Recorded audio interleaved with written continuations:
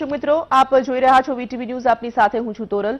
વૈશ્વિક મહામારી કોરોના સામે તમામ લોકો લાચાર બની ચૂક્યા છે અને સતત વધતા સંક્રમણના આંકને કારણે ભયના ઓથાર હેઠળ પણ જીવી રહ્યા છે.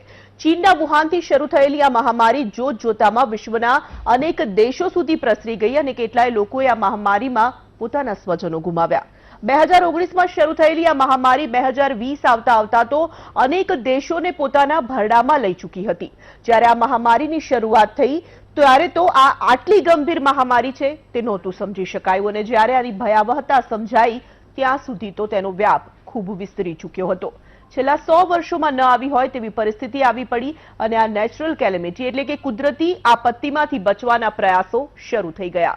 જવલે જ સાંભળ્યા હોય તેવા લોકડાઉન, અનલોક જેવા શબ્દોથી તમામ લોકો આદી થઈ ગયા અને તેમાં પણ આપણો દેશ તો તહેવારો અને ઉત્સવોનો દેશ રહ્યો છે અને આ કોરોના કાળે ભલભલા તહેવારો અને ઉત્સવોથી બધાને દૂર રહેવા માટે મજબૂર કરી દીધા.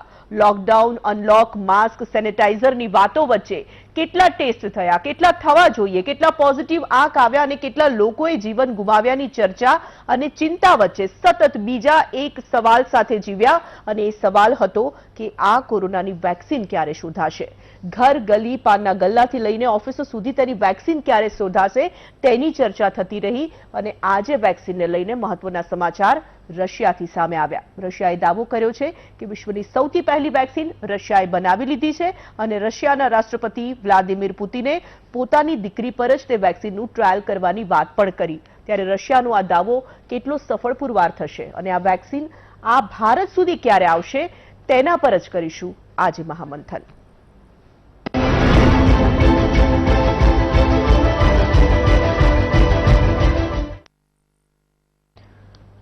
તો કોરોનાનું હથિયાર આપણા હાથમાં ક્યારે, આ વિષય પર જ્યારે આપણે ચર્ચા કરવાના છે ત્યારે આપણી સાથે ગેસ્ટ પેનલ પણ જોડાઈ ગઈ છે. સ્વાગત કરીશું તેમનું. ડોક્ટર કમલેશ રાજગોર, નેતા ભાજપ, આપણી સાથે છે ચર્ચામાં ભાગ લેવા માટે.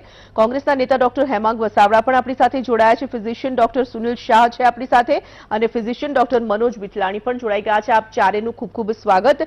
સૌથી પહેલો સવાલ આપણે ડોક્ટર સુનિલને જ પૂછીશું. સુનિલભાઈ, ખાસ કરીને જે સમાચાર આજે આવ્યા છે, રશિયામાં સફળતાપૂર્વક શોધાઈ ચૂકી છે વેક્સિન, કેવી રીતે જોઈ રહ્યા છો આ સમાચારને? હવે આપણે પહેલા તો એ જોવું જોઈએ કે રશિયાએ ક્લિનિકલ ટ્રાયલ કેવી રીતે કર્યા છે, કેવા લોકો ઉપર કર્યા છે. હવે એવું જાણવા મળે છે કે રશિયા ક્લિનિકલ ટ્રાયલ પોતાના મિલિટરી પીપલ પર કર્યા છે. હવે જે આપણે હોમોજીનિયસ ગ્રુપ જોવા જઈએ તો એમાં ઓલમોસ્ટ એને 45 to 55 નું સેમ્પલ સાઇઝ લીધેલી છે એવું જાણવા મળ્યું છે, જે બહુ જ એક સ્મોલ સેમ્પલ સાઇઝ કહી શકાય અને એણે પોતે ફેઝ 3 નો ટ્રાયલ પૂરો કર્યો નથી અત્યાર સુધી. એટલે આજના તારીખે એ કહેવું બહુ જ વહેલું થઈ શકશે કે ભાઈ રશિયાએ આ મુદ્દે રસી શોધી કાઢી છે. બિલકુલ. મનોજભાઈ પાસે જઈશું. મનોજભાઈ, ખાસ કરીને ઘણા જ્યારથી આ મહામારી આવી છે ત્યારથી તમામ લોકો એક જ વાત કરી રહ્યા હતા, જેવું મેં શરૂઆતમાં પણ કહ્યું કે કોરોનાની વેક્સિન આખરે ક્યારે શોધાશે અને તમામ વિશ્વના દેશો જે છે તે કોરોનાની વેક્સિન શોધવા માટે સતત પ્રયાસો કરી રહ્યા હતા. રીતસરની હોડ લાગી હતી તેવું કહેવું પણ ખોટું નહીં પડે અને તેમાં રશિયાથી આવેલા આ સમાચાર કેવી રીતે જોઈ રહ્યા છો આપ?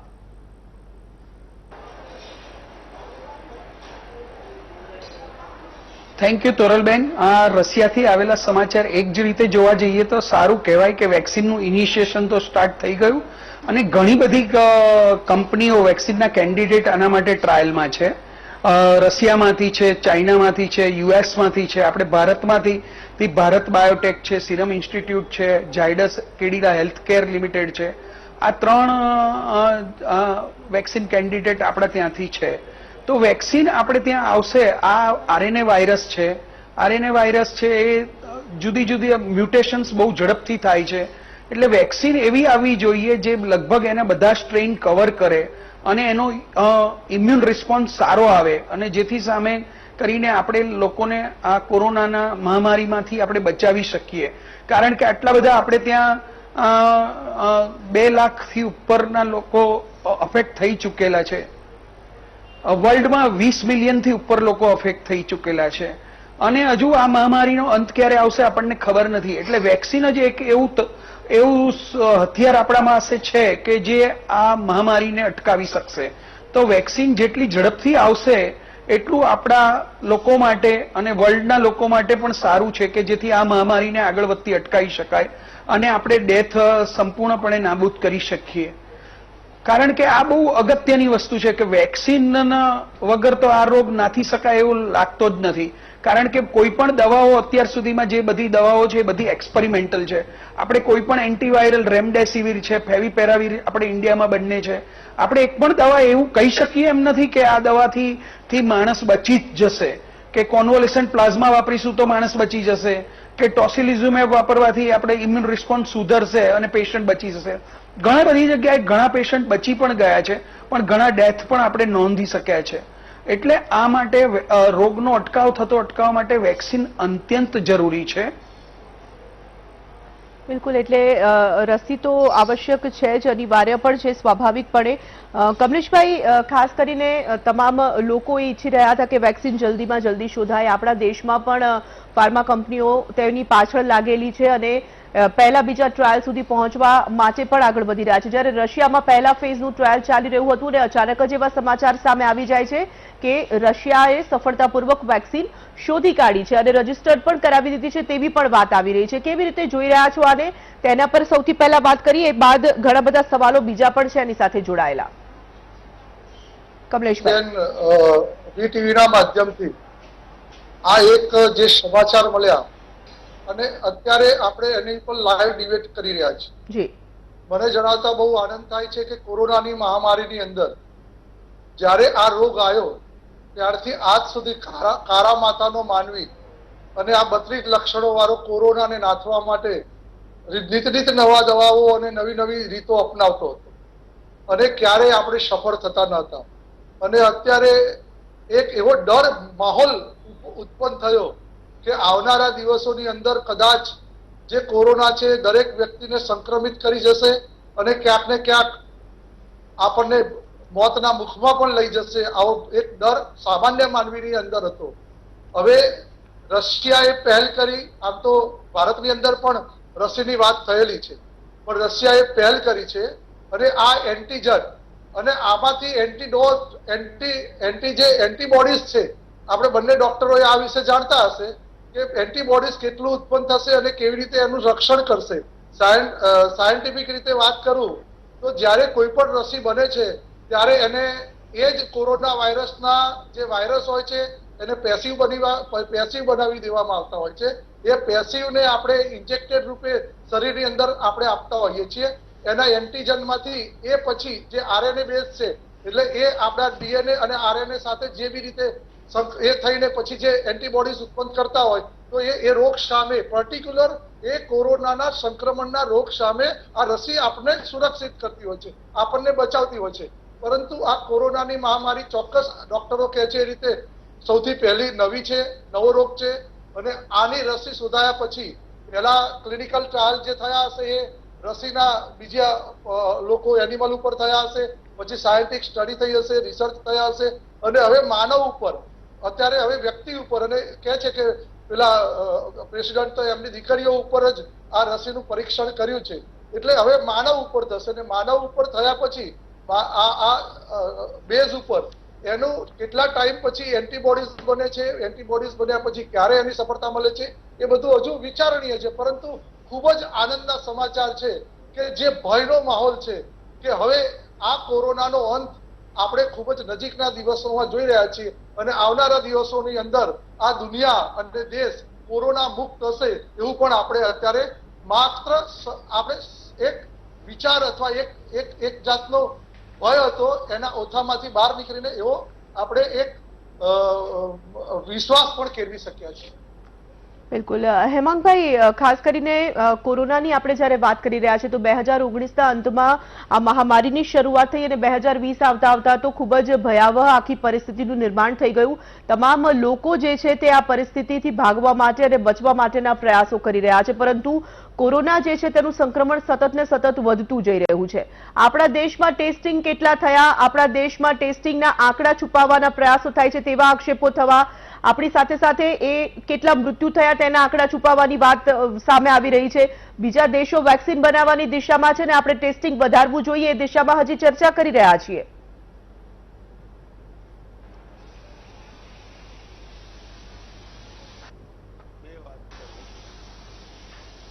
દેશમાં ટેસ્ટિંગ ઓછું થાય જ છે. માનનીય વડાપ્રધાન નરેન્દ્રભાઈ મોદીના આજની જે ટીપ એમણે અમુક મુખ્યમંત્રીઓને આપી, ગુજરાત, બિહાર, એ ઉપરથી હવે વાત સ્પષ્ટ છે કે આ દેશમાં ટેસ્ટિંગ ઓછું કરવામાં આવી રહ્યું છે. જો ટેસ્ટિંગ પર્યાપ્ત થતું હોત તો આજે નરેન્દ્રભાઈએ બાકીના મુખ્યમંત્રીઓને કહેવા વારો ના આવતે કે આપના સ્ટેટમાં ટેસ્ટની સંખ્યા ઘણી વધારો. તમે ગુજરાતના આંકડા જોવો તો આજ સુધીમાં 6,30,000 ટેસ્ટ જ થયા છે. It covers only 1% of population, even less than 1%. 1%થી ઓછા લોકોના ટેસ્ટ થયા છે. અને તમે જો પેસિવ કેરિયર જેને કહેવાય મેડિકલ ભાષામાં, જેના શરીરમાં લક્ષણો નથી પણ ચેપ છે વાયરસનો, એવા લોકોને આઈડેન્ટિફાઈ કરીને આઇસોલેટ ના કરી શકો તો સંક્રમણ ખૂબ વધવાનું અને ભારત અત્યારે કોમ્યુનિટી ટ્રાન્સફરના લેવલ સુધી પહોંચી ગયું છે. હવે બીજી વાત કરું વેક્સિનની. આપણા શ્રોતાઓ બરાબર સમજી શકે, નોન મેડિકલ જે શ્રોતાઓ છે, આજે વ્યુઅર્સ છે, જી, કોઈ પણ વેક્સિનની 3 ટ્રાયલ પહેલા થતી હોય છે. Trial phase 1, trial phase 2, trial phase 3. Trial phase 3 successful જાય, જે તે દેશના નિયમો મુજબ એ સફળ થાય પછી 1 વર્ષનો ગાળો વેક્સિન માટે જરૂરી છે. અને ટ્રાયલ ફેઝ 3 પતે પછી 12 મહિના પછી જ વેક્સિન જનરલ પોપ્યુલેશન માટે રિલીઝ કરી શકાય છે. રશિયાએ કઈ રીતે શોર્ટકટ કાઢ્યો, કેટલા સેમ્પલ ઉપર સ્ટડી કરી, આ બધી બાબતો ધીરે ધીરે બહાર આવશે. સામાન્ય રીતે કોમ્યુનિસ્ટ દેશોમાંથી કોઈ વિગત બહાર આવતી હોતી નથી, એટલે બહુ દુનિયાને અપેક્ષા ઓછી છે કે કઈ રીતે 3 ફેઝ ટ્રાયલના પૂરા કર્યા, 3 ફેઝમાં શું રિઝલ્ટ આવ્યું, અને પછી 3જું ફેઝ સક્સેસફુલ થયા પછી એકદમ ઉતાવળે ઓગસ્ટમાં એ લોકો આપવાના છે ડોક્ટરોને, નર્સિસને, અને ઓક્ટોબરથી આમ જનતા માટે રિલીઝ કરી રહ્યા છે. ત્યારે શોર્ટકટ કઈ રીતે કાઢ્યો આખી જે વેક્સિન બનાવવાની પ્રક્રિયામાંથી, એ પણ આપણે સમજવું પડશે. ભારતની તમામ સંસ્થાઓ જે વેક્સિન ગોતી રહી છે એ આજે ફેઝ 1 અને ફેઝ 2 ટ્રાયલમાં છે. ચીને 3જી ટ્રાયલ સક્સેસફુલી પૂરી કરી દીધી છે. ચીન જે વેક્સિન બનાવી રહી છે, શાંઘાઈની એની ઇન્સ્ટિટ્યૂટ, એણે 3જી ટ્રાયલ પૂરી કરી છે. એટલે 3જી ટ્રાયલ પૂરી થયા પછી પણ હજી ચીને કોઈ જાહેરાત કરી નથી. ત્યારે રશિયાએ કઈ રીતે આટલું ઝડપથી આ નિર્ણય લીધો એ પણ દુનિયા માટે એક સમજવાનો અને વિચારવાનો નિર્ણય છે. રસી પેટન્ટ કરાવી છે, પણ પેટન્ટ એણે ક્યાં કરાવી? રશિયા પૂરતી કરાવી, વર્લ્ડ પેટન્ટ લીધી. જો વર્લ્ડ પેટન્ટ લીધી હોય તો વર્લ્ડ પેટન્ટના નિયમ મુજબ 24 કલાક 48 કલાકમાં પેટન્ટ થતી જ નથી, તો કઈ રીતે રસી રજીસ્ટર્ડ કરાવી? આ પણ પ્રશ્ન આપણે સમજવો જોઈએ. પણ એટલું ચોક્કસ છે કે એક નવી દીવાદાંડી ખુલી છે, અને આપણે જે અગાધ સમુદ્રમાં અંધારામાં વહાણ ચલાવતા હતા ત્યાં થોડો પ્રકાશ આપણને રશિયા દ્વારા દુનિયાને મળ્યો છે કે આ રસ્તે વેક્સિન જો બનતી હોય અને આવતા દિવસોમાં કદાચ વધારે સુધારો થઈને અસરકારક વેક્સિન બને તો ચોક્કસપણે આ મહામારી કંટ્રોલ કરવામાં ખૂબ જ ફાયદો થશે. બિલકુલ. સુનિલભાઈ, ગામાલિયા રિસર્ચ ઇન્સ્ટિટ્યૂટે જ્યારે આ વેક્સિન બનાવી લીધી છે તેવું કહ્યું છે, અને રશિયાથી જ્યારે આ સમાચાર સામે આવ્યા, જે રીતે હેમાંગભાઈએ પણ અનેક વાતો કરી છે, સ્વાભાવિક તમામના લોકોના મનમાં આ સવાલ છે, કારણ કે વેક્સિન બનાવી દીધી, સફળતાપૂર્વક જાહેરાત કરી દીધી, માત્ર તેનાથી પૂરતું નથી. આ ખૂબ જ એક સંવેદનશીલ મુદ્દો પણ છે, ગંભીર મુદ્દો પણ છે. WHO પણ આની સામે અનેક સવાલો ઉઠાવ્યા છે, અને સાથે સાથે રશિયામાં પણ આ આખી વાતનો વિરોધ પણ થઈ રહ્યો છે. કેવી રીતે જોઈ રહ્યા છો? આપણે ઈચ્છીએ છીએ કે આ સફળતાપૂર્વક વેક્સિન શોધાઈ ગઈ છે, કારણ કે તમામ વિશ્વની નજર છે આની ઉપર, અને આપણે આવકારીએ છીએ આ બાબતને, પરંતુ એની સાથે સાથે ઘણી બધી બાબતો એવી પણ છે જેના પર ચર્ચા થવી જોઈએ. એક વાત કહેવા માંગીશ કે આ વેક્સિનેશન બાબતે રશિયાનું પોતાનું જ ઓર્ગેનાઇઝેશન એફકો કરીને કોઈક છે, એ પોતે એવું કહી રહ્યું છે કે આટલી બધી ઉતાવળ કઈ વાતની છે, આ વેક્સિનેશનને બહાર પાડવાની, કેમ કે આનો ફેઝિસ હોય છે. હજુ એ લોકોએ ફેઝ 3 પણ કમ્પ્લીટ નથી કર્યો અને એ લોકોએ પ્રોડક્શન ચાલુ કરી દીધું છે એક બાજુ. હવે અગર કાલ ઉઠીને કોઈ એડવર્સ ઇફેક્ટ થઈ આ વસ્તુને, કેમ કે તમે સેમ્પલ સાઇઝ કઈ લીધી હતી, પ્લેસેબોનું ગ્રુપ હતું કે નહીં તમારા, એવી કોઈ ડિટેલ નથી આ બાબતે. હવે જો આ બધી ડિટેલ ના હોય તો કાલ ઉઠીને તમે નોર્મલ પબ્લિકમાં એક બહુ મોટી પોપ્યુલેશનમાં જ્યારે આ રસી આપતા હોય ત્યારે એની શું એડવર્સ ઇફેક્ટ હશે એ બહુ મોટો ક્વેશ્ચન માંગી લે છે.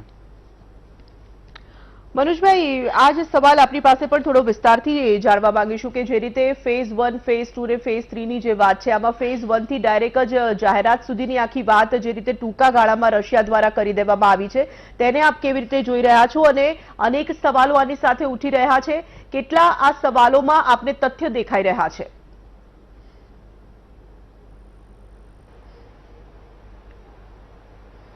તોરલબેન, આના માટે હું જણાવું કે તમને જેમ કે કમલેશભાઈએ વાત કરી અને સુનિલભાઈએ વાત કરી, આમાં પહેલા ફેઝ 1 કરતા પહેલા પ્રી ક્લિનિકલ ટ્રાયલ્સ કહેવાય, જે એનિમલ્સમાં કરવામાં આવે, પ્રાણીઓમાં કરવામાં આવે.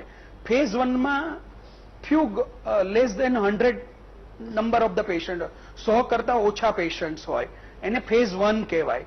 એમાં સેફટી અને એની ઇફેકેસી ચેક કરવામાં આવે. ફેઝ 2 માં એનો ડોઝ નક્કી કરવામાં આવે અને ફેઝ 2 માં સેફટી અને ઇફેકેસી ફરીવાર ચેક કરવામાં આવે.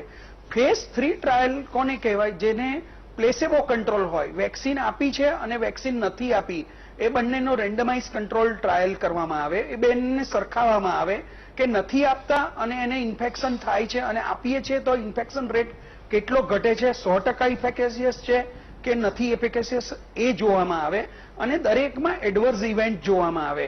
આ બંને ગ્રુપમાં, ફેઝ 2 માં અને ફેઝ 3 માં. અને ફેઝ 3 સક્સેસ જાય, સારો રિસ્પોન્સ આવે, એમાં બે જ પ્રકારની ઇમ્યુનિટી હોય છે, હ્યુમરલ ઇમ્યુનિટી અને સેલ્યુલર ઇમ્યુનિટી. જે આપણે આ વાયરસ વેક્સિન આપીએ એક પ્રકારનો ઇનએક્ટિવેટેડ વાયરસ જ છે, પણ એ બોડીમાં જઈને વધતો નથી કે બનતો, વધારે બનાવતો નથી. એકમાંથી 2 વાયરસ બને, 2 માંથી 4 બને, 4 માંથી 6 વાયરસ, એમ સંખ્યા ઉત્તરોત્તર આપણા શરીરમાં ચેપ લાગે એટલે વધતી જાય અને થાઉઝન્ડ્સમાં પહોંચી જાય અને આપણને રોગ કરે. તો આ વસ્તુ વેક્સિન કોને કહેવાય કે આપણે એક પ્રકારનો વાયરસ એન્ટીજન તરીકે આપી દીધો પણ એને ઇનએક્ટિવેટ કર્યા રહ્યો છે. એમાં વેક્ટર નાખેલું છે કે જે ઇમ્યુન રિસ્પોન્સ આપે પણ વાયરસને રેપ્લિકેટ ના થવા દે. એને અને બોડીના ઇમ્યુનિટી જે ડેવલપ થાય, ટી સેલ ઇમ્યુનિટી કહેવાય, જે આપણે વ્યુઅર્સ નોન મેડિકલ છે એમને ના ખબર પડે, પણ જે એન્ટીબોડી ઉત્પન્ન થાય એ ન્યુટ્રલાઇઝ વાયરસને, જેને ઇન્ફેક્શન થાય એને ન્યુટ્રલાઇઝ કરી નાખે તો વેક્સિન ઇફેકેસિયસ કહેવાય. તો વેક્સિનની આ ઇફેકેસી જોવા માટે ફેઝ 3 ટ્રાયલ અત્યંત જરૂરી છે. ફેઝ 3 ટ્રાયલ એ લોકોએ ચાલુ કર્યા છે. આ એમની દીકરીને આપી એ ફેઝ 3 ટ્રાયલનો જ પાર્ટ છે. હવે ફેઝ 3 ટ્રાયલ એ લોકો કેટલા લાંબા ચલાવશે, કેટલા મહિના ઓબ્ઝર્વ કરશે, કેટલા પેશન્ટ ઇન્વોલ્વ કરશે, એ બધા પ્રશ્નો આપણને અત્યારે ખબર નથી, કારણ કે એ લોકોએ ડિક્લેર નથી કર્યા. એ લોકો જ્યાં સુધી એના રિઝલ્ટ ડિક્લેર નહીં કરે ત્યાં સુધી કોમર્શિયલી લોકો માટે, સામાન્ય લોકો માટે આ વેક્સિન ક્યારે આવશે એ કહેવું અસ્થાને છે. આપણે ઇન્ડિયામાં પણ ફેઝ 3 ટ્રાયલમાં પ્રવેશી ચૂક્યા છીએ. ઇન્ડિયામાં ભારત બાયોટેક છે, સીરમ ઇન્સ્ટિટ્યૂટ છે, ઓક્સફર્ડ યુનિવર્સિટીની વેક્સિન છે જે યુકેમાં તૈયાર થશે અને એ આપણે સીરમ ઇન્સ્ટિટ્યૂટ ઓફ ઇન્ડિયા એની સાથે કોલાબરેટ કરેલું છે.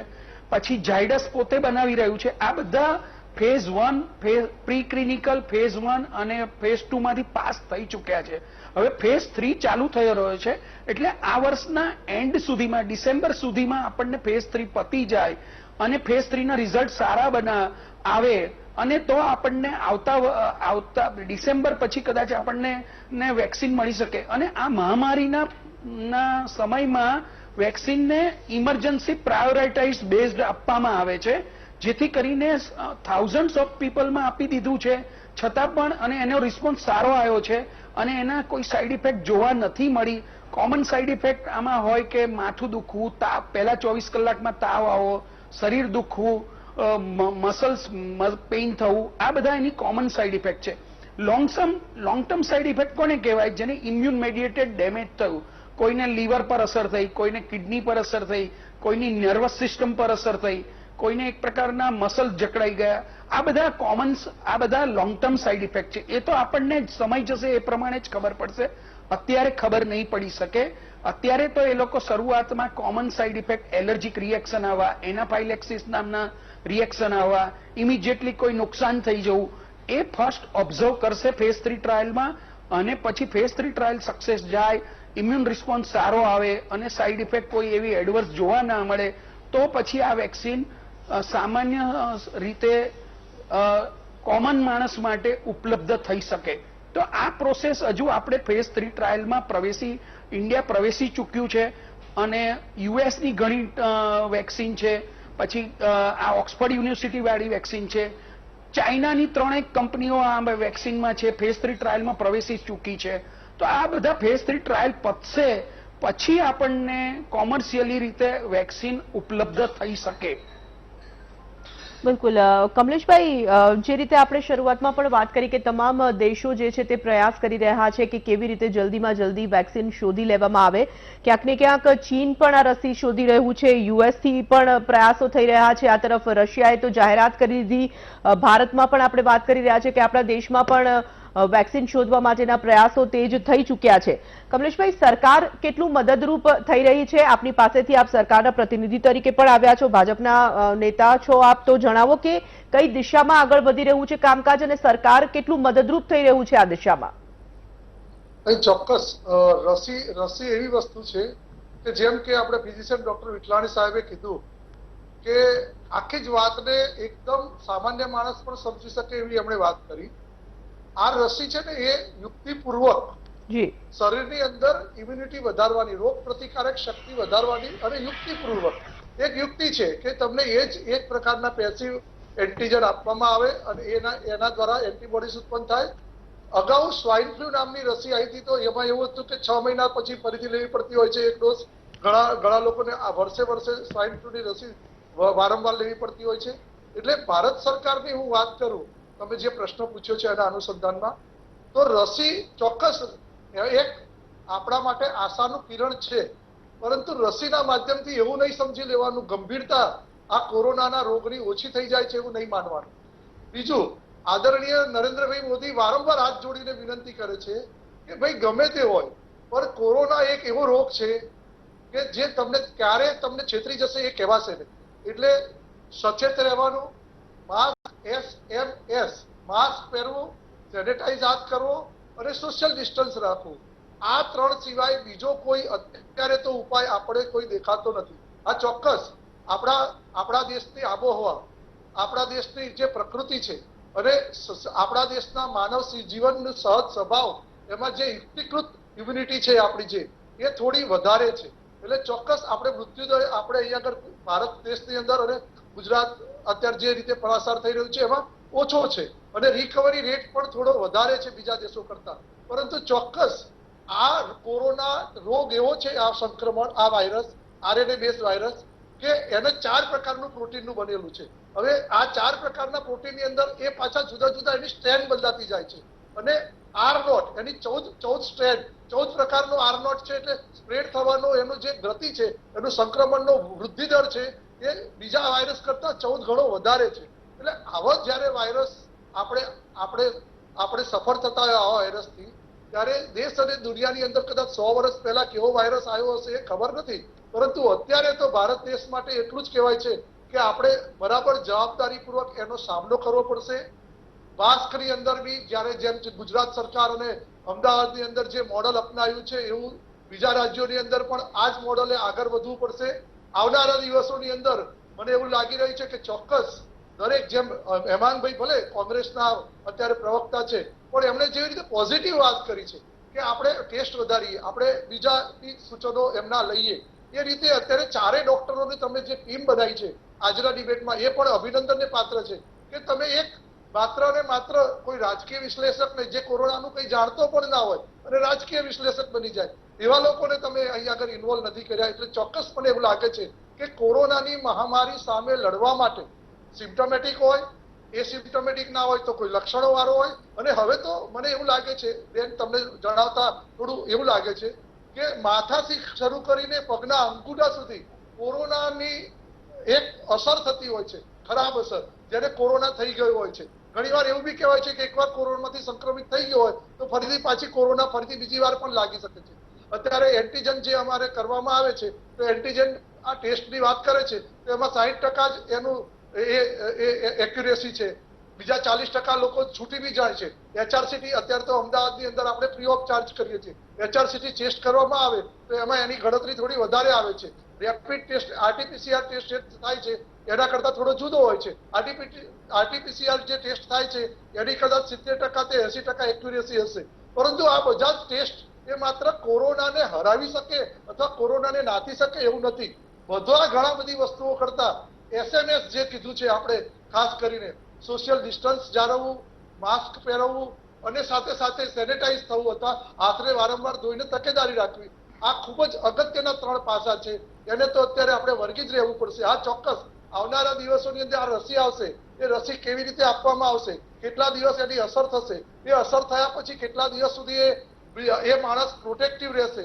હા, આપણા દેશની આબોહવા અને પ્રકૃતિ પ્રમાણે એ રસી આપણા માટે કેટલી ઉપયોગી થશે. કદાચ આપણી જે ઝાયડસ કેડિલા અને એ રસી બનાવે છે એ કદાચ આપણા માટે વધુ ઉપયોગી થઈ શકશે. આપણો હ્યુમન સાયકોલોજી એવું કહે છે એ પ્રમાણે. પરંતુ જે બી હશે, જે બી સાયન્ટિસ્ટો જે વાત કરતા હોય, WHO ની ગાઈડલાઇન્સ હોય, ICMR ની જે ગાઈડલાઇન્સ હોય, એ બધા જ પ્રમાણોની અંદર જે રસી આવશે એ કદાચ ચોક્કસ એક આશાનું કિરણ જાગશે. પરંતુ અત્યારે તો ભારત સરકાર અને ગુજરાત સરકાર એક જ માધ્યમથી ચેતતા રહો, ચેતતા રહો, ચેતતા રહો અને ચેતેલો નર જેમ સદા સુખી રહે છે એમ આ કોરોના તમને ક્યારે છેતરી જશે એ કહેવાશે નહીં. એટલે સદાય બધા જ લોકો, ડોક્ટરો હજુ પણ કહે છે ચેતતા રહો. અને એટલે જ આપણા ટીવીના માધ્યમથી હું હજુ બી કહું છું કે ભલે ડિબેટ ગમે તેટલી થતી હોય, ક્યાંક ને ક્યાંક હજુ સંક્રમણ ઓછું પણ થયું હોય, રિકવરી રેટ પણ વધ્યો હોય, અત્યારે ઘણા બધા રાજ્યોની અંદર અત્યારે ભલે પોઝિટિવ કેસ વધારે આવતા હોય છે પણ મૃત્યુદર ઓછો થયો છે, છતાં પણ આપણે દરેક વ્યક્તિએ જે પણ આપણે પ્રોટોકોલ પાળવવાનો છે એ પાળવો જ પડશે, ચેતતા રહેવું જ પડશે. બાકી આવનારા દિવસોની અંદર ક્યારે શું થશે એ તો મને એવું લાગે છે ચોક્કસ 100% કોરોના વાયરસ જ કહેશે, કોરોના વાયરસ જ કહેશે કે આપણને આવનારા દિવસો કેવા આપણે સફળ કરતા રહીશું. બિલકુલ. તો સમગ્ર વિશ્વની જેના પર નજર છે, હોડ રીતસરની લાગી છે કે કયો દેશ સૌથી પહેલા રસી શોધી લે છે. રશિયાથી આ સમાચાર સામે આવ્યા કે કોરોનાની રસી તેઓએ સફળતાપૂર્વક શોધી લીધી છે. આ વેક્સિન કેટલી કારગત છે, કેટલી કારગત નથી નીવડતી તે તો આવનારા સમય પર જ સ્પષ્ટ થશે. પરંતુ સાથે સાથે આગળ એ પણ ચર્ચા કરવી છે કે લોકડાઉનના સમયમાં, કોરોના કાળના આ સમયમાં સરકારની કામગીરી કેવી રહી હતી, લોકો કેટલા સંતુષ્ટ હતા, એક સર્વે પણ કરવામાં આવ્યો હતો, તેને લઈને પણ ચર્ચા કરીશું. સાથે સાથે કોરોનાનું આ હથિયાર આપણા હાથમાં ક્યારે આવશે તે ચિંતા અને ચિંતન તો ખરી જ કરી. બ્રેક બાદ તો કોરોનાનું હથિયાર મળી ગયું છે તેવો દાવો રશિયા દ્વારા કરવામાં આવી રહ્યો છે અને આ જ વિષય પર આજે આપણે વાત પણ કરી રહ્યા છીએ. હેમાંગભાઈ, ફરી એક વખત આપની પાસે આવું છું. જે રીતે આપણે વાત કરી કે કોરોનાની રસી જલ્દીમાં જલ્દી શોધાય તેવું તમામ લોકો ભલે ઈચ્છી રહ્યા હોય, ક્યાંક ને ક્યાંક એવી સ્પર્ધા પણ ચાલી રહી છે કે કયો દેશ સૌથી પહેલા કોરોનાની વેક્સિન શોધી કાઢશે. રશિયાએ આ જે દાવો કર્યો છે એને આપણે જ્યારે ટેકનિકલી જોઈ રહ્યા છે, તબીબોની દ્રષ્ટિએ જોઈ રહ્યા છીએ, તો આખી વાત જે ફેઝ વાઇઝ છે એ ટેકનિકલ બાબતમાં ન પણ પડીએ, પરંતુ આપ જે રીતે કહી રહ્યા છો કે એક બાદ એક ફેઝ જે પસાર થવા જોઈએ એ ક્યાંક ને ક્યાંક નથી થયા, કેટલું ગંભીર પુરવાર થઈ શકે જો આ વાતમાં એટલી સત્યતા હોય તો?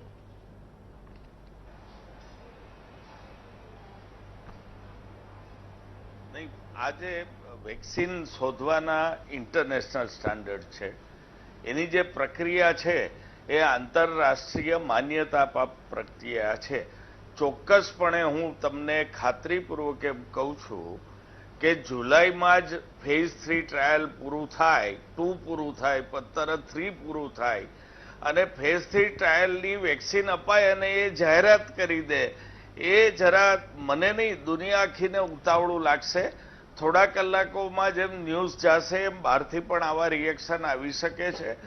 તેમ છતાં એક વાત છે કે જ્યારે રશિયા જેવા દેશે આ જાહેરાત કરી છે ત્યારે સાવ તથ્યવિહીન છે, એમાં કોઈ દમ નથી એવું કહી શકાય નહીં. ક્યાંક એમણે શોર્ટકટ કાઢ્યો છે આખી પ્રક્રિયામાં. અને ફેઝ 3 ટ્રાયલ પૂરું થાય પછી જેમ મારી સાથેના વક્તાએ કીધું, મનોજભાઈએ, કે ભાઈ લોંગ ટર્મ રિએક્શન 12 મહિના સુધી, 10 મહિના સુધી જોયા પછી જ એને બજારમાં મૂકવાની આંતરરાષ્ટ્રીય સ્તરે મંજૂરી મળે છે, તો 10 મહિના તો હજી કોરોનાને થયા નથી. ડિસેમ્બરથી તમે ગણો કોરોના ચાલુ થયો આખી દુનિયામાં, તો આ 8મો મહિનો ચાલે છે. વેક્સિન ગોતાતા બીજા 3-4 મહિના ગયા હોય તો 3-4 મહિનામાં લોંગ ટર્મ કોમ્પ્લિકેશન જોઈ શકાય નહીં.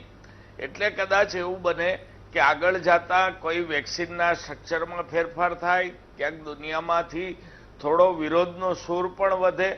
પણ અત્યારે તો દુનિયા અને માનવ જાતિ માટે એક સારી વાત થઈ છે કે એક છેડો આવતો દેખાવા માંડ્યો છે.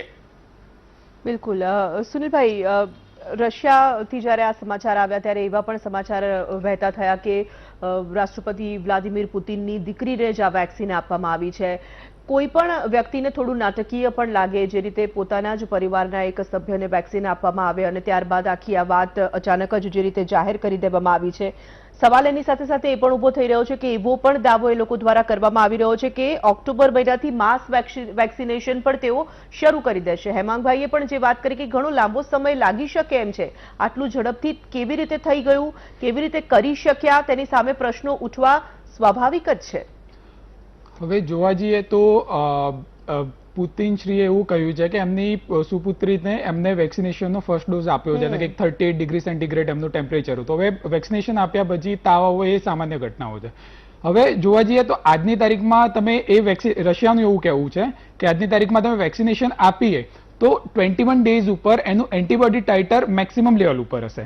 હવે એના પછી એ લોકોએ શું એના ડબલ ધન ઇન્ક્યુબેશન પીરિયડ એમની સુપુત્રીને રાખી છે એવા એન્વાયરમેન્ટમાં, મતલબ કે એવા કોરોના પોઝિટિવ એન્વાયરમેન્ટ શું એમણે રાખી છે, અને એના પછી શું એની પોતાની જનરલ કન્ડિશન શું છે એ પણ જોવું રહ્યું આ બાબતે. મનોજભાઈ, આ જ સવાલ જે સુનિલભાઈને પૂછ્યો કે જે પ્રશ્નો ઉપસ્થિત થઈ રહ્યા છે તેને લઈને આપનું શું કહેવું છે મનોજભાઈ? આ પ્રશ્ન ખરેખર ચર્ચા કરવા જેવો છે, સારો પ્રશ્ન છે. કારણ કે એ લોકોએ રશિયાએ અત્યારે ફેઝ 3 ટ્રાયલ ચાલુ કર્યા છે. એટલે આ ફેઝ 3 ટ્રાયલમાં એ લોકો ઓબ્ઝર્વ કરશે, જેમ આપણા સુનિલભાઈએ જણાવ્યું કે એન્ટીબોડી ટાઇટર કેટલું ઉત્પન્ન થાય છે, અને આ ટાઇટર ન્યુટ્રલાઇઝિંગ, વાયરસનું ઇન્ફેક્શન થાય તો ન્યુટ્રલાઇઝિંગ ઇનફ પ્રમાણમાં છે કે નહીં, અને વાયરસના એન્વાયરમેન્ટમાં જવાથી આમને વાયરસનું ઇન્ફેક્શન થતું નથી. કારણ કે આ બધા પ્રશ્નો આપણે જ્યારે ફેઝ 3 ટ્રાયલમાં સેફટી અને ઇફેકેસી, સેફટી એટલે વેક્સિનની સલામતતા કે સાઇડ ઇફેક્ટ થતી નથી, અને ઇફેકેસી એટલે સફળતા કે આ વેક્સિન લીધી છે એની ઇન્ફેક્શન ચેપ લાગે છે કે નહીં એ જોવાનું છે. એટલે અને આ ચેપ લાગતો નથી તો વેક્સિનની ઇફેકેસી ક્યાં સુધી ટકશે. અત્યારે આ વાયરસ છે ને mutant virus, rapidly mutant virus છે, આરએનએ વાયરસ છે, એટલે એનો પ્રકાર વારે ઘડીએ બદલાયા કરે છે. એટલે ઘણી વખત એમણે જે સ્ટ્રેઇનની સામે ઇફેકેસી વાળી વેક્સિન બનાવી એ પૂરતા જ સ્ટ્રેઇન કામ કરે. જો બીજો સ્ટ્રેઇન વાયરસનો બદલાઈ ગયો છે, મ્યુટન્ટ સ્ટ્રેઇન છે, તો એ વાયરસ પર આ વેક્સિન કામ ન કરી શકે. એટલે આ બધા પ્રશ્નો અને દર વર્ષે આની વેક્સિન તૈયાર કરવી પડે. આપણે ઘણીવાર આ લોકોએ એમ કહ્યું છે કે વેક્સિનના 2 ડોઝ આપવામાં આવશે, એ ઇફેકેસી કેટલા સમય સુધી થશે એ જોશે. કદાચ કે 2 વર્ષ સુધી પણ એની ઇફેકેસી રહી શકે. પણ આ રેપિડલી મ્યુટન્ટ વાયરસ છે તો ઘણીવાર 6 મહિનામાં પણ પૂરી થાય. તો 1 ડોઝ અત્યારે આપ્યો તો પછીથી બુસ્ટર ડોઝ 6 મહિને પાછો જરૂર પડી શકે. આ બધા પ્રશ્નોનો જવાબ આપણને ફેઝ 3 ટ્રાયલ પતશે નહીં ત્યાં સુધી આ પ્રશ્નોનો જવાબ આપણને મળવાનો નથી. અને આ પ્રશ્નોનો જવાબ નહીં મળે ત્યાં સુધી આનું માસ પ્રોડક્શન થઈ ના શકે. અને માસ પ્રોડક્શન થાય અને ઇફેકેસી ગણાય સારી તો જ લોકોને આપી શકાય. એટલે ત્યાં સુધી બધાએ કહ્યું એમ કે આપણે પ્રિવેન્સિવ સ્ટ્રેટેજી જે અપનાવવાની છે કે તમે માસ્ક પહેરવાનું છે, સેનિટાઈઝર વાપરવાનું છે અને ફિઝિકલ ડિસ્ટન્સ રાખવાનું છે. આ 3 મુદ્દાને તો ક્યારેય ભૂલવાના છે જ નહીં. ભલે વેક્સિન આવી જાય અને વેક્સિનનો પ્રયોગ સફળ થાય, પણ આ એક બધાએ કહ્યું એમ કે આ એક ટનેલ છે અને ટનેલમાં આપણને પ્રકાશ દેખાઈ રહ્યો છે. તો આ એક સારું પગલું ઉપસ્થિત થયું છે. આ પગલામાંથી આપણે આગળ વધીને ફૂલ ફ્લેજ વેક્સિન સારી બને, અને આટલા બધા વેક્સિનના કેન્ડિડેટ માર્કેટમાં છે, મોર ધેન 126. અને લગભગ 26 કંપનીઓ વેક્સિનની એવી છે કે જેનો ફેઝ 3 ટ્રાયલ ચાલુ થઈ ગયો છે અને બાકીની બધી ફેઝ 1 અને 2 માં છે. તો આ ફેઝ 3 ટ્રાયલ 26 કંપનીનો પતી જાય by the end of the December અને આપણને આગળ શું એના આન્સર આવે છે એના પરથી આપણને ડિસેમ્બર પછી આપણને કદાચ વેક્સિન કોક સફળ બન્યા ફેઝ 3 ટ્રાયલ અને આપણને મળી જાય તો આપણા માટે એક બહુ આવકારદાયક પગલું રહેશે, વિશ્વ માટે આવકારદાયક પગલું રહેશે. અને આપણો દેશ અત્યાર સુધી વર્લ્ડનું 60 થી 70% વેક્સિન તો વર્લ્ડમાં અત્યારે પણ ભારત પૂરું પાડે છે, જે આપણે બહુ ગર્વ લેવા જેવી બાબત છે. એટલે વેક્સિન વર્લ્ડમાં આખા વર્લ્ડમાં પહોંચાડવાનું કામ બીજી બધા રોગો માટે ભારતે બહુ જ સક્સેસપૂર્વક સફળતાપૂર્વક કરેલું છે. એટલે આપણને આશા છે કે આપણે જે ભારતની આ 3 કંપનીઓ વેક્સિન માટે અગ્રેસર આવી રહી છે, ફેઝ 3 ટ્રાયલ ચાલુ થઈ ગયા છે, તો ભવિષ્યમાં આપણે આમાં સફળતા મેળવી શકીશું. તો એક વિશ્વ માટે આપણે એક મોટું પગલું, ભારત માટે એક સફળતાનું એક ઉદાહરણ સારામાં સારું પૂરું પાડી શકીશું અને ભારત માટે ગર્વ લેવા જેવી બાબત થઈ શકશે. બિલકુલ. કમલેશભાઈ, એક સવાલ એ પણ આની સાથે સાથે એટલા માટે પૂછવો છે કારણ કે આ ખૂબ લાંબા સમયથી રસી વિશે તો આપણે વાત કરી રહ્યા છે. આ મહામારી જ્યારથી આવી ત્યારથી લઈને સરકારની કામગીરીની સામે પણ અનેક વખત પ્રશ્નો ઉઠ્યા છે. સરકારે કેવી કામગીરી કરવી જોઈએ તેને લઈને સૂચનો પણ ઘણા બધા આવ્યા છે. 8 થી 9 મહિના જેટલો સમય પસાર થઈ ગયો અને સ્વાભાવિક આ આખો તબક્કો જે હતો, આખો સમય જે હતો એ તમામ લોકો માટે મુશ્કેલ હતો, સરકાર માટે પણ પડકાર હતા. સરકારની કામગીરીને લઈને સર્વે પણ કરવામાં આવી રહ્યા છે અને તેમાં ઘણા બધા લોકો સંતુષ્ટ પણ છે, ઘણા બધા લોકો સરકારના કામથી અસંતુષ્ટ હોવાની વાત પણ સામે આવી રહી છે. શું કહેવું છે આપનું? નહીં બેન, ચોક્કસ સૌથી અગત્યની વાત છે કે 2020ની અંદર જી કોઈ પણ સરકારને મોટામાં મોટો પડકાર હતો તો એ કોરોનાની મહામારી સામે કેવી રીતે લડવું એ પડકાર હતો. જી આ રોગ નવો હતો, ચોક્કસ ચાઇનાએ એના માટે જે પણ કામગીરી કરી હશે એ કદાચ વહેલી કરી હશે, પરંતુ જ્યારે ભારતની અંદર આનું થોડુંક બી અંશ દેખાયો ત્યારે આદરણીય નરેન્દ્રભાઈ મોદીએ પહેલા માનવતાને કેન્દ્ર બિંદુમાં રાખીને લોકડાઉન કર્યું.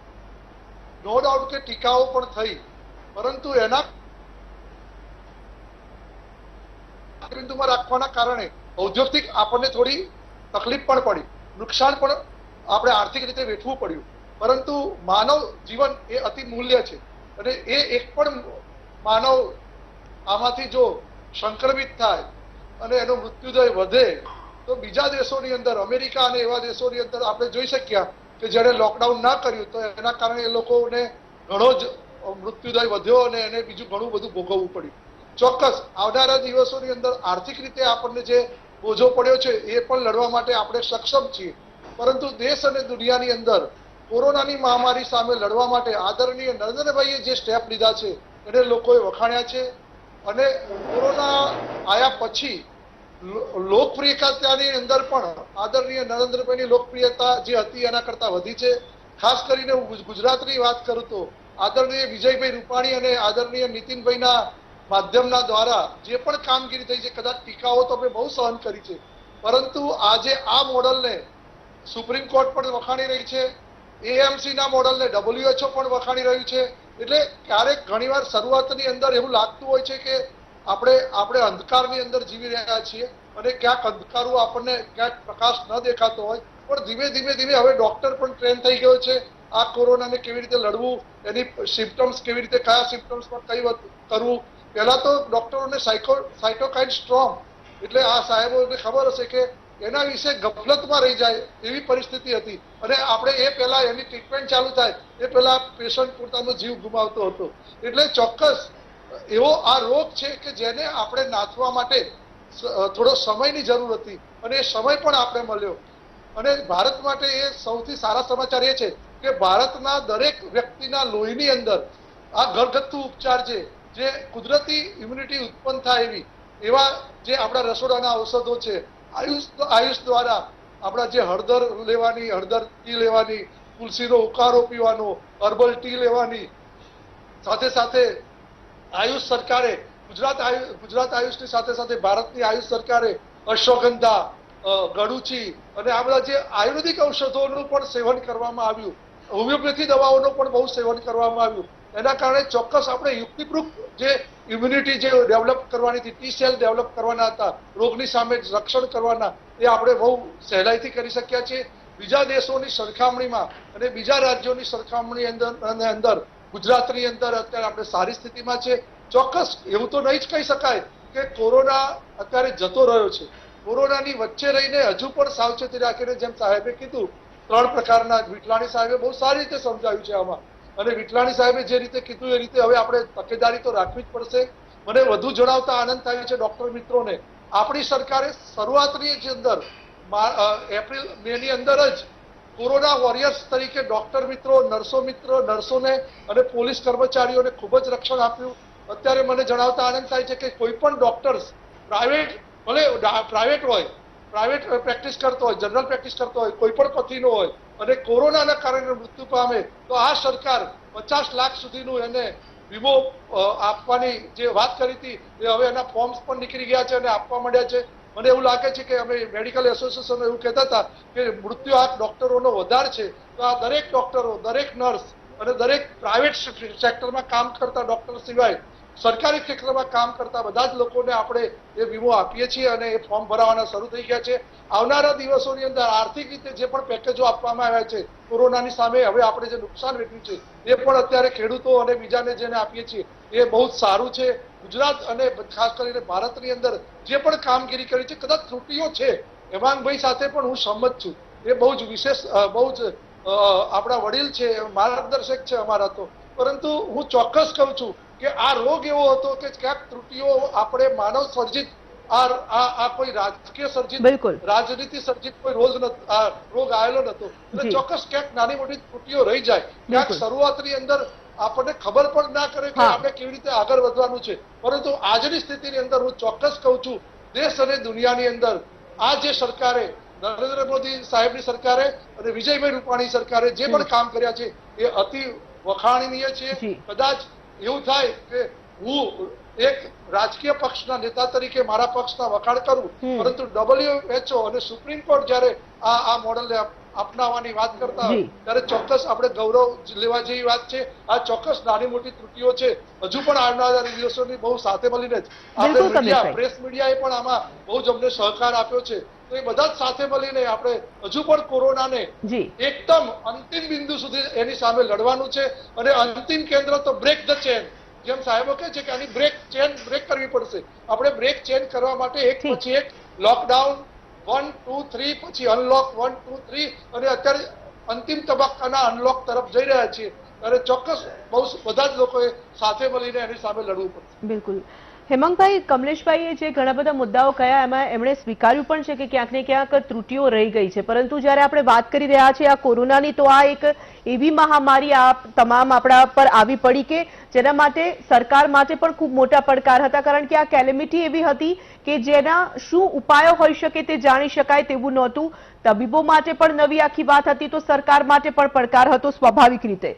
આપણા ત્યાં જ્યારે લોકડાઉન લાગુ કરવામાં આવ્યું તો કેટલાક વર્ગમાંથી એવી વાતો આવી, અન્ય દેશોમાંથી પણ એવી વાત આવી કે ખૂબ ઝડપથી નિર્ણય લેવામાં આવ્યો, જનતા માટે સારો નિર્ણય લેવામાં આવ્યો. અર્થતંત્રનો ભલે ન વિચાર કર્યો, પરંતુ જનતાની સુખાકારી માટે લેવાયેલો આ નિર્ણય છે. કેટલાક લોકોએ એવું પણ કહ્યું કે જ્યારે લોકડાઉનની જરૂર નહોતી ત્યારે લોકડાઉન કરાયું અને લોકડાઉન એવા સમય ખોલી દેવાયું જ્યારે લોકડાઉનની ખરેખર જરૂર હતી.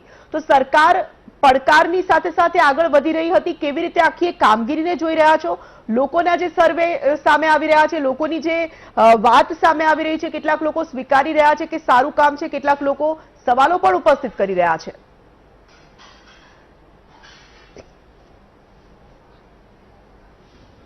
સૌથી પહેલા વાત કરું કે ડિસેમ્બરમાં લગભગ દુનિયાને ખ્યાલ આવી ગયો હતો કે કોરોના એક મહામારી તરીકે ઝડપથી દુનિયામાં ફેલાઈ રહ્યું છે. બરાબર યાદ કરીએ તો ડિસેમ્બર જાન્યુઆરીમાં લગભગ આખી દુનિયાને ખ્યાલ આવી ગયો હતો. આપણે 23મી માર્ચે લોકડાઉન કર્યું, બહારથી પ્રવાસીઓને આવવા દીધા, ચાઇનાથી લોકો આવ્યા, એરપોર્ટ ખુલ્લા રહ્યા, આ બધા બનાવો બન્યા. કોરોના વધતો ગયો. હવે મારે જે પૂછવાનું છે કમલેશભાઈને કે 8 મહિનાના ગાળામાં ગુજરાત સરકારે, આપણે ગુજરાતની વાત કરીએ, ભારતની વાત કરવા હું તૈયાર છું, કેટલી કોરોના હોસ્પિટલ બનાવી? મારો પ્રશ્ન બહુ સીધો છે. જૂની જે બધી સિવિલ હોસ્પિટલો હતી એને બીજા દર્દીઓને એમાંથી ભગાડી દઈને માત્ર કોરોના માટે બેડ રિઝર્વ કરી એને તમે નવી હોસ્પિટલ ના કહેશો.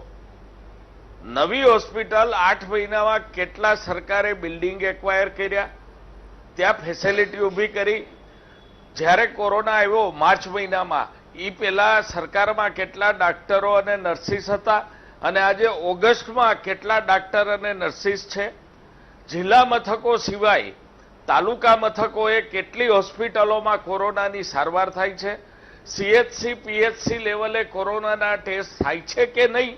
આ જે મારા પ્રશ્નો છે એના કમલેશભાઈ જવાબ આપે. મારે એ પણ પૂછવું છે કે 8 મહિનામાં નરેન્દ્રભાઈએ કેટલી હોસ્પિટલોની જાત માહિતી મુલાકાત લીધી? ભાઈ વિજયભાઈ કેટલી માહિતી લીધી, કેટલી મુલાકાત લીધી?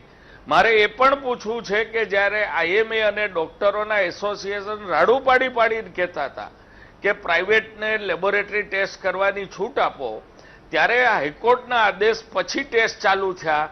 સરકારે આ નિર્ણય ન લીધો. આ નિર્ણય ન લેવા પાછળનું કારણ શું? જો પ્રાઇવેટમાં વહેલા ટેસ્ટ શરૂ થયા હોત, હવે થયા છે, પહેલા થયા હોત તો કદાચ વધારે લોકોને આપણે કોરોના પોઝિટિવ લોકોને ઓળખી શક્યા હોત અને કદાચ કોરોનાનો વ્યાપ આટલો બધો જે ગુજરાતમાં થઈ ગયો છે એ ના થયો હોત. તાલુકા લેવલે કઈ હોસ્પિટલો સારવાર કરે છે કોરોનાની, જિલ્લા લેવલે કઈ કરે છે, કેટલી હોસ્પિટલો કરે છે? પ્રાઇવેટની વાત ના કરશો. પ્રાઇવેટ તો મંજૂરી આપો છો ને લોકો અહીંયા 5 લાખ 10 લાખ 15 લાખ ભરીને સારવાર લે છે, પણ મંજૂરી આપવી ગવર્મેન્ટની ક્રેડિટ નથી. ગવર્મેન્ટે પોતે કેટલી હોસ્પિટલ વધારી એનો કમલેશભાઈ મને જવાબ આપો. કમલેશભાઈ, હેમાંગભાઈએ કેટલાક સવાલો આપને પૂછ્યા છે, એનો જવાબ લેવો છે, પરંતુ કમલેશભાઈ મુદ્દાસર આપ જવાબ આપો. આપણે એક નાનકડા બ્રેક માટે રોકાઈએ. હેમાંગભાઈએ પૂછેલા સવાલના જવાબ કમલેશભાઈ પાસેથી જવાબ લઈશું, પરંતુ એક નાનકડા બ્રેક માટે રોકાઈએ છીએ. બ્રેક બાદ તરત જ પરત ફરીએ છીએ. જોતા રહો આપ મહામંથન.